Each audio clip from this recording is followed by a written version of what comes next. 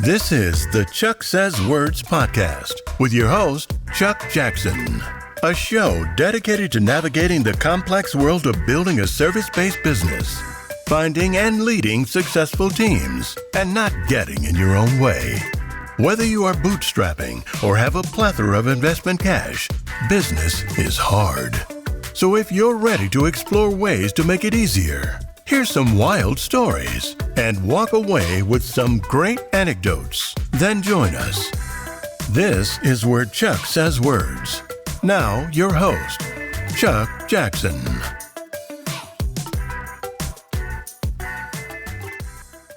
Welcome to the Chuck Says Words podcast. I'm your host, Chuck Jackson. I'm the founder and CEO of 9 Mitchell Consulting, a small consulting agency that helps human service and healthcare providers better handle their administrative and business side things so that they can give really good quality care and actually turn a profit doing so.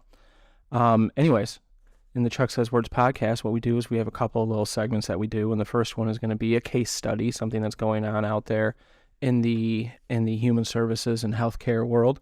The second piece is just a really brief tip of the show, something that we can share with our audience that will help them better do what they do, right? So with no more ado, let's get into the first part, this case study that we'd like to talk about, right? And what I wanted to talk about this episode is something that's called housing first. That's what a lot of people know it as. And it's not directly related to healthcare specifically or any type of social services or what type of human services it might be related to. But what housing first is in a very basic remedial way is that it's the idea that to solve homelessness and to solve ongoing mental health, substance use, and other types of issues, vocational issues that led to homelessness or whatever it be, the most cost-effective and best way when it comes to outcomes to address that is to quite literally give people a place to live, shelter, no strings attached, in order to put them into a place where they can become a contributing member of society, so to speak. Right. And so what Housing First aims to do is to identify, it's very similar to Maslow's hierarchy of needs. If you're familiar, you get the triangle. And of course, at the top is self-actualization. That's the last thing you get. But you got to get all these things before it to build the base of the triangle, right? Like the pyramids, you don't build the top first and then build the bottom. You build the bottom and the very base. And Maslow's hierarchy of needs, one of those very first couple of things that you need is stable shelter, right? Like you need to be protected from the elements.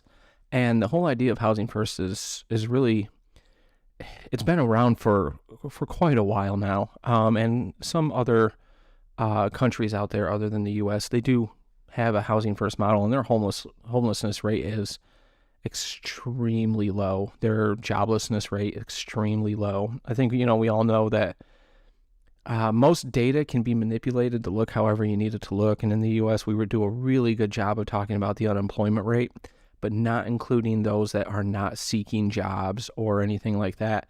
And so consistently the U.S. Unemployment rate will look low like other countries, but in other countries, they actually include people that are not seeking work in that number of unemployed, and their numbers are still comparable to ours. But part of the reason that we do that in the U.S. is so that if somebody is chronically homeless and they've been looking for a job for an extended period of time, they get taken out of that number, right? And it's from here's the controversial part, right? Depending who you are and your political leanings and whatnot, you might really have a problem with what I'm about to say, but that's actually a function of our economy, right? Is we don't want to count those who are chronically homeless. So we don't as a society.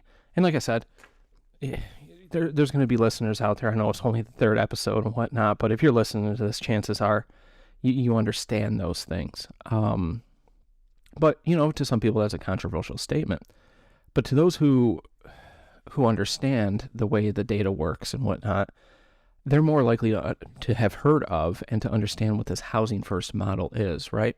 And so I've got the interwebs up right now, and I'm going to take a quick look at a couple things, just to share some very basic info. And the information I'm sharing comes from the National Low Income Housing Coalition, NLIHC. So if you go to nlihc.org, you'll be able to find most of this information. But what I'm going to reference is a white paper. It's a short white paper that they released not too long ago. I want to say, let's see, do they have a date on here? The 2/13/2023. I knew it popped up recently when I was looking for it. And they've got some data related to the Housing First initiatives that have happened since roughly 2000, right? And some of the data that they've put together. And they reference in here some, what they refer to as early evaluations. And they're talking about a 2000 study, a 2004 study, another 2004 study, and then a longer-term longitudinal 2004 study that had to do with a couple of other programs. And then they have some other info on here, but they took all of these studies on Housing First, and some of the programs that they've looked at were there was a pilot in Utah, a pilot in California, a pilot in Louisiana. They take all these pilots to see if we give people who are homeless a place to stay and some wraparound support, some added services. We help them with their mental health. We get them any medical medications they might need. We get them enrolled in different insurance programs, and we help them vocationally. What happens? What's it look like a year, 2 years, 3 years down the road? Now, let me share the very first thing that I was reading through here that just slapped me in the face, right? I'm just going to read the sentence and then, explain what that means. And what they found was that the economic benefits exceed the intervention cost for Housing First programs. In fact, every dollar invested in Housing First programs result in a $1.44 cost savings. Long story short is Housing First programs between the late 90s going up until roughly 2020 all show that it saves money to give housing for free with all those wraparound services. It costs less to do that than to work with our current shelter system, right? And so that's just pretty wild stuff. And that's why I think it's really important that we take a look at this Housing First model. A couple other things in here that they mention is that, let's see, in one 2000 study, they say that after 5 years, 88% of the participants remained housed compared to only 47% of the residents in the control group. And the program that they were talking about was the control group did not get any added wraparound services or anything like that. But what they referred to as it was the Pathway program, and the Pathway participants, they were given added wraparound supports, right? And so what they saw is that 47% of people that were given housing as an opportunity were able to maintain their own housing as of 24 months, or 5 years. This one's the 5-year one. Whereas 88% of those that were also giving added supports on top of it were able to maintain housing 5 years later. I was speaking to a colleague recently about this exact thing, and they had made the point that if it's not going to work for everyone, why do it? And I think the answer is, if it works for some, if it works for the majority, if it works for half, it's probably worth it given that it costs less, right? And the whole idea in America with capitalism is that you need a vast and able workforce, right? And I can't think of any better way to promote a vast and able workforce than to allow somebody the opportunity to just be safe, be stable in their housing, and then work on the things that are necessary to get them back into the workforce, right? And I think that's really where the argument always ends up going in our society. So, that's just something to take into consideration. A couple of other things that I just wanted to point out here is that, let's see, 2004 random assignment study found that homelessness programs that eliminated barriers to services, like the Housing First program that is aptly named through this particular website, the nlihc.org, were more successful in reducing homelessness than programs where housing and services were contingent on things like sobriety and progress in treatment. So let me just reiterate that, is that when the program eliminates barriers to housing, such as requiring sobriety, then the program is more likely to be successful in reducing long-term homelessness. When individuals were provided access to stable, affordable housing with services under their control, 79% remained stably housed at the end of 6 months, compared to 27% in the control group. And the control group in this situation were the ones that had the barriers in place, right? So what does that mean? That means it shows that as long as you don't put added barriers in place and require things that are going to be very, very difficult for people to achieve just to maintain their housing, then they're likely going to effectively graduate out of the program and be able to remain stably housed, right? Let's see, some other things that we have in here, and they have a section in here called major evaluations, right? And where they talk about some other things that had happened out there. But their three main points are this, is that Housing First rapidly ends homelessness, the speed of which we get people off the streets and into under roofs is much quicker through a Housing First type of initiative. Housing First is a good investment. Let's go back to that initial stat that I shared, and that was for every $1 spent, you get $1.44 in cost savings over the cost that it currently is. Something else that they share in here is that just some other additional data is that every $10 invested in specific Housing First services resulted in an average savings of $9.60 for high needs participants and $3.42 for moderate needs participants.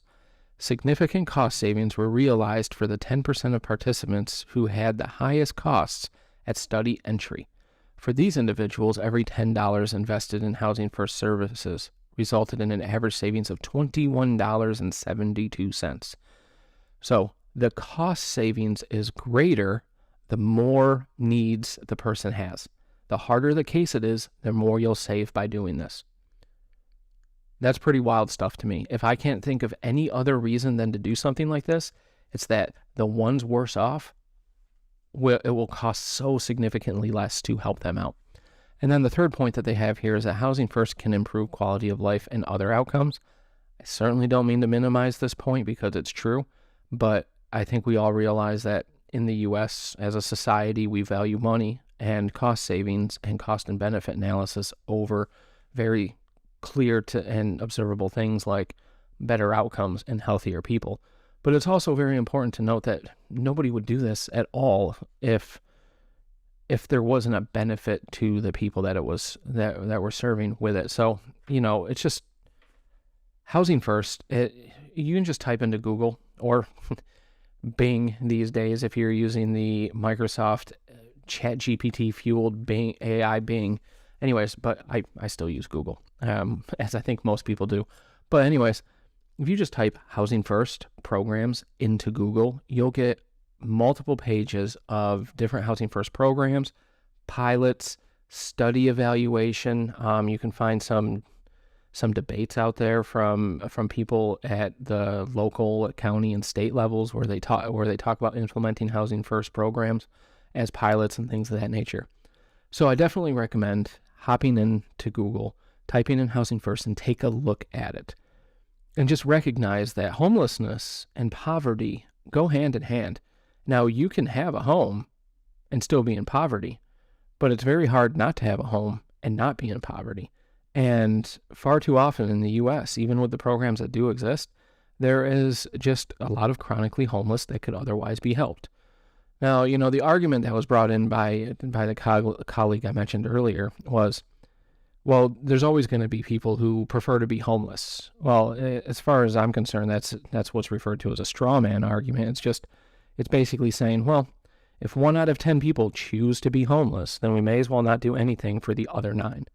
And I think that's just not the way that these types of programs need to be looked at.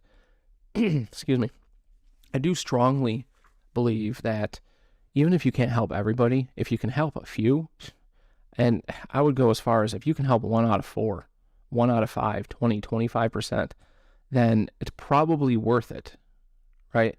But maybe that's just the bleeding heart in me. And, I think it's very hard to have worked in the healthcare industry for more than 20 years, I mean, just pretty much my entire career up to this point, and not have a little bit of a bleeding heart, right? So with that, I recommend it. If you're listening to the show, go take a look at Housing First programs. I shared just a little bit of the data from this one white paper.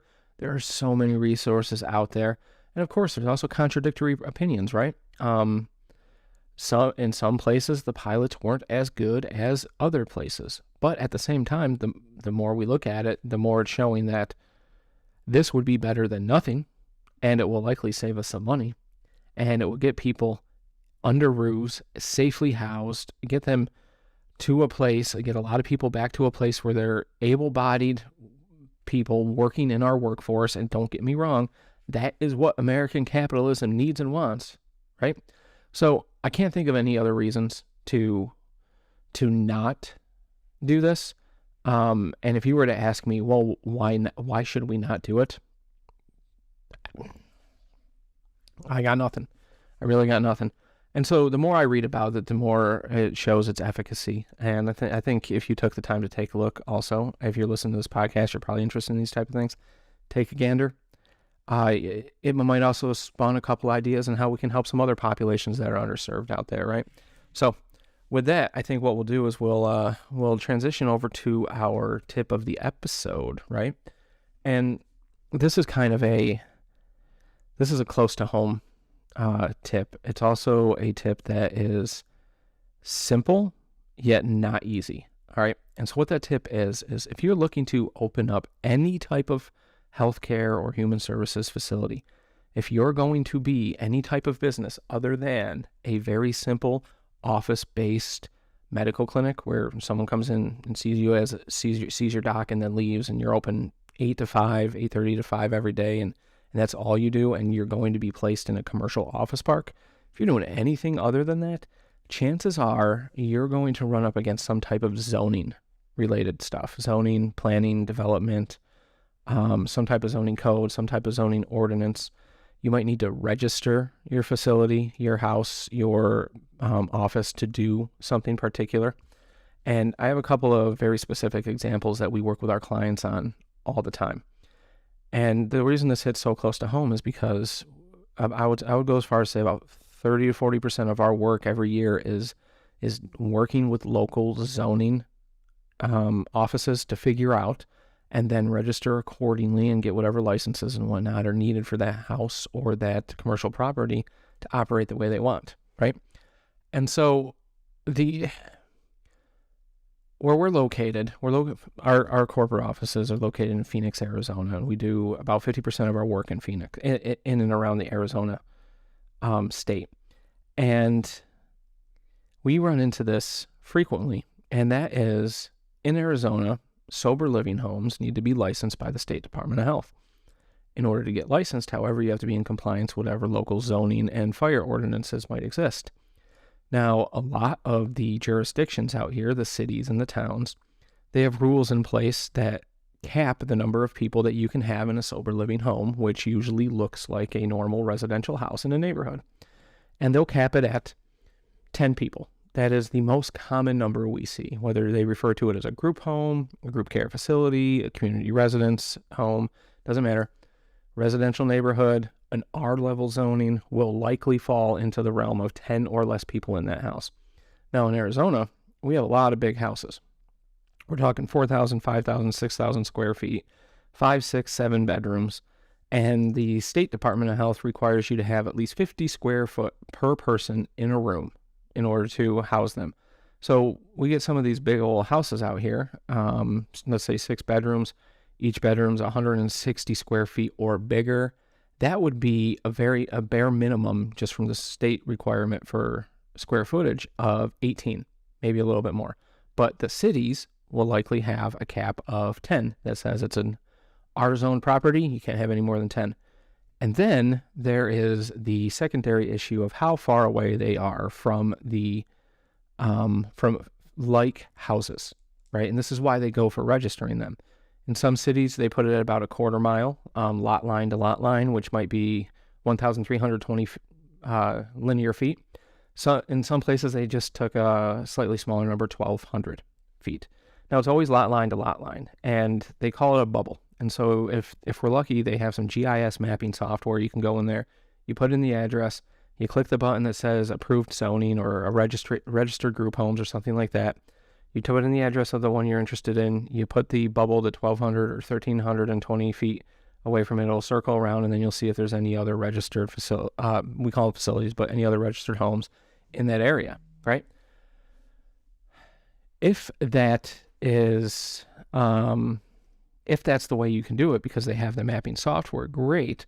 You almost universally have to call and check anyways, just to make sure that their mapping software is up to date, that the house, that if there were any houses in that bubble, whether or not they still exist, still operate, things of that nature. And if they are within that bubble, excuse me, you need to take a look to see if there's a reasonable accommodation or a variance method, which a lot of times might end up having a public hearing. And that's when episode 3, right? And now may as well start getting controversial. That's when all the NIMBYs come out in force, right? And if you're not familiar with the term NIMBY, NIMBY, it stands for not in my backyard. And I'm sure if you're listening to this podcast, chances are there's a good likelihood that you've dealt with some people who don't want somebody doing something in their neighborhood because they think it's going to bring down property values, or there's going to be some riffraff in the neighborhood or things of that nature. And right now, I'm just using sober living homes as an example, but you see this in assisted living homes. You see this with foster care homes, respite homes. You see it in behavioral health group homes, residential facilities, depending what they call them in different places, and sober living homes and halfway houses. And all the jurisdictions across the U.S. are all a little bit different. Some of them mirror each other. Some of them don't look anything like each other. But the key takeaway here, and just use my example, it's not just in R-zoned areas. It can also be in commercial zoned areas. Let's say you're in a jurisdiction that doesn't allow any type of overnight stay in a C3, but you can get it in a C2. Well, a C3 and a C2 from a construction perspective very well may be the exact same looking building built by the same people right next door to each other, but one is zoned slightly different than the other one because at the time they were built, they had slightly different uses, even though all the construction, all of the codes might have been exactly the same during construction. So they are, in effect, next door neighbors, exact same buildings, but one of them you can register to get overnight stays, the other one you can't. So the key takeaway is this. You want to open up a facility, you find the property, check your zoning. I kid you not, zoning is the biggest impediment to opening up a healthcare business other than very basic office things in an office park or in an office zoned business or a commercial property. Check your zoning. Okay. And if you ever have any questions about that, catch us on LinkedIn. You can find us, 9 Mitchell Consulting. You type that into LinkedIn search bar, you will find us. Shoot us over a question. Again, thank you for joining us. My name, Chuck Jackson. It's the Chuck Says Words podcast, signing off episode 3. Hope you stick around so you can catch future episodes. All topics discussed on this podcast were for information purposes only. Please seek a licensed legal or medical professional whenever necessary. If you need help with the strategy or direction of your service-based business, you can find our team at 9mitchell.com.